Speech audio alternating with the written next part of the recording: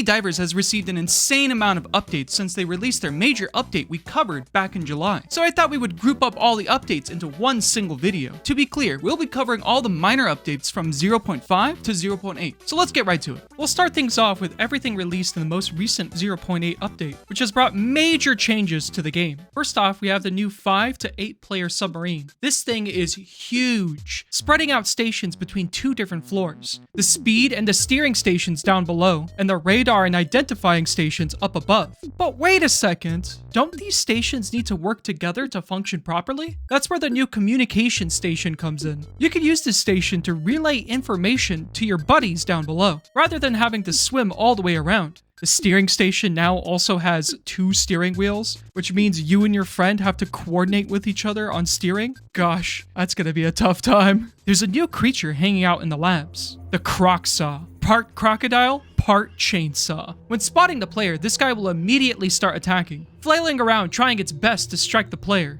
If it gets close enough, it'll quickly charge a big hit, dealing a huge amount of damage to the player. So be careful around this little guy, or he'll cut you right in half. There's now a new secret bonus area that you could find, other than the black market, which we'll talk about later. Here, when you land, you'll see a gigantic monster appearing out of nowhere. It'll move around before it finally stops right in front of you, its eye gazing right at you. If you approach it, it'll start casting a curse on you. You'll see tentacles crawling across your screen as it slowly becomes dark. Then suddenly, you have acquired a new curse. There are varying different curses that you can get. The ones that I have seen will increase your speed, while also giving you a debuff, like reducing your maximum HP or reversing your controls. Oh my god, I really hate the one that reverses your controls. It's so bad. These are not all that have been changed. We have a ton of great changes that have come up to the game. Some minor and some huge. If you booted up the game recently, you would have noticed this little icon right here. A whole new tool slot. Before, if you wanted to bring a tool down to the laboratories, you would eventually have to leave it behind to gather some loot, as having just one pocket slot means you would either have to come back with 2 pieces of evidence or be forced to leave one behind, which in some situations could actually mean leaving below or above quota. Just shove that blowtorch into your tool pocket and start looting away. There are new graffiti paintings and even tips and tricks you can find down in the labs. The most notable being the one that shows you how to defeat the moth. This enemy was honestly really tricky at first, figuring out how to beat it, as not knowing its weakness could surely mean instant death. Now it clearly shows you that you should either stay grouped up or flash its face with a flashlight, giving you a good amount of time to scurry away from its location. The interior of the lab is not the only thing that has changed. They have made even more updates to the interior of the submarine.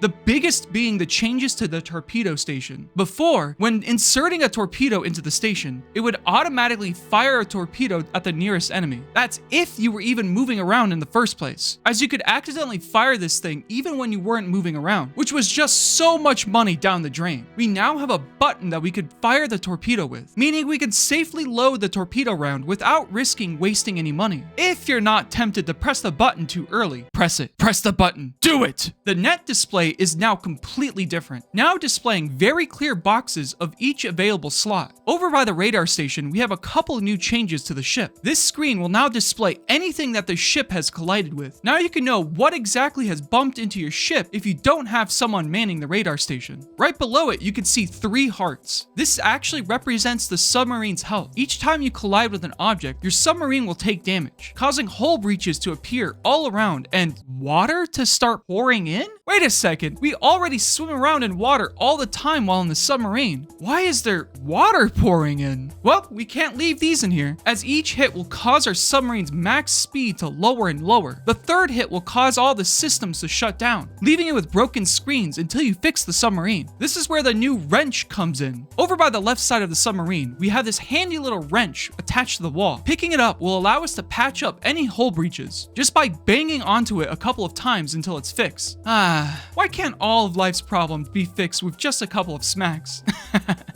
Kidding. If you ever lose track of where the wrench is, you can simply hit this button and it'll appear back on the wall. So you don't need to panic as much, as water fills your water-filled submarine. The positions of the speed and steering stations have now been switched. Now the person who controls the speed will look like the captain. having the highest spot out of all of the stations. The speed station has also received a redesign. Rather than pulling a small lever up and down to control the speed, we now have this big lever, showing that whoever in the group that is assigned to the station really needs something to compensate just how useless they really are, as you still just usually crank it up to full speed and forget about it. Something neat that happens, however, is that all of the stations will be powered down until you start your engines. The game gives you this text to remind you that starting the engine will begin the game. Finally, down at the outfit changing station, we now have a mirror, which comes in handy if you want to check out what the outfits you've unlocked look like on your character, or pretending you have a dance party with your reflection, because you have no friends. Help.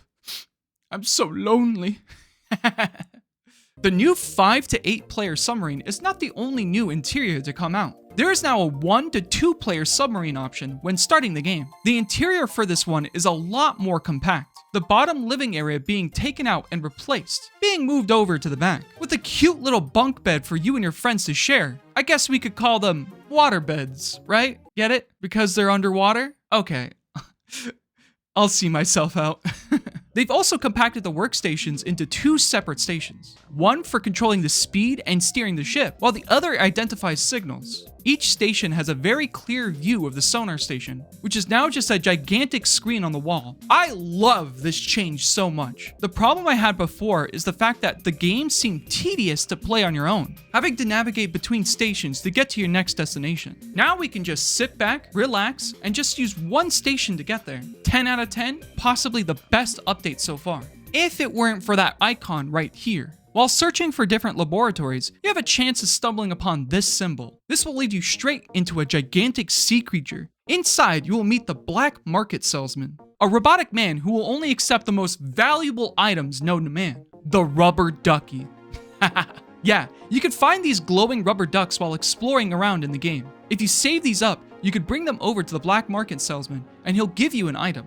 You even have a chance to unlock a brand new outfit, the Near Ductometer suit, which I absolutely love the name, by the way. Careful though, do not try to duck him over, or he'll duck you right up, killing you instantly.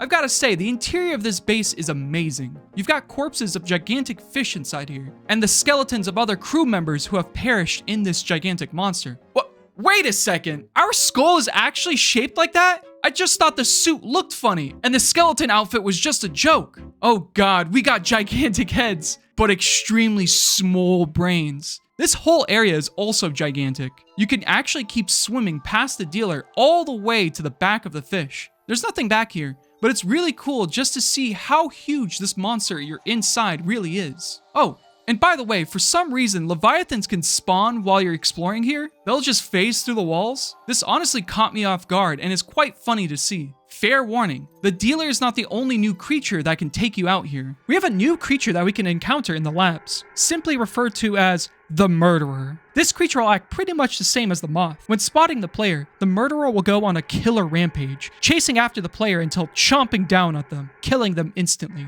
Unlike the Moth, however, this guy can be easily avoided by dashing away into another room. The key is to make him collide with other objects, so be careful and try your best to not get chomped down by this little goober. These have been such amazing changes to the game, adding so much more content and quality of life changes that make the game so much better to play. They aren't done updating the game this month. As part of a Halloween special, a third new update will be coming around October 28th. I can't wait to see what this Atlantis biome will look like. Thank you again for watching. Consider hitting that like and subscribe buttons. It really helps out a small channel like mine. Let me know what you liked about these most recent changes in the comments below. And honestly, anything I probably missed. Also, any game suggestions you all have for me to talk about next. I read all of my comments and would love to see what you guys want me to cover next. Thank you again for watching, and I'll see you all next time. See ya! No, I have to go there first and die. Go, go, go!